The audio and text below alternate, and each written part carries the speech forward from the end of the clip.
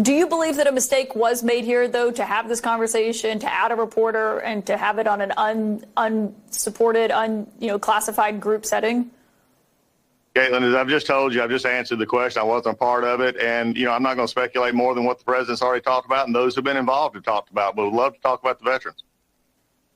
Yeah, and I do have questions about the veterans, but given what we saw with the group chat and how this was used, you are a member of the cabinet. You obviously know these other members, several of them who were in there. Is this typical for the cabinet to have conversations over Signal? Is this something that you use? Well, Kaitlan, since you undoubtedly do not want to talk about the VA, I have a question as VA Secretary.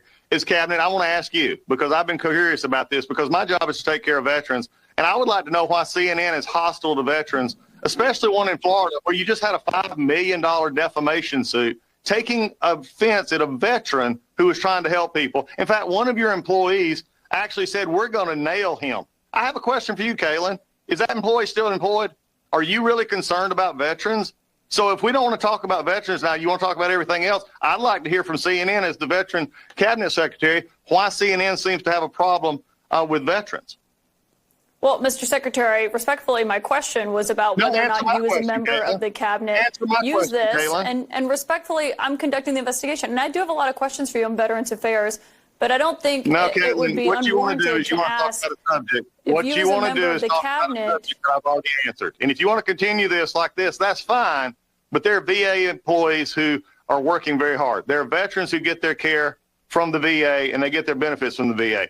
And it does me no good to speculate on something that I've already asked and answered. So I've asked and answered your question. Why don't you answer mine? Is this person still employed who said they were going to nail one of my veterans, who you had to do a $5 million award from the jury because of defamation, and then you settled the case? Answer my question. Respectfully, sir, I'm asking the questions here, and I have no involvement in what you're referencing there.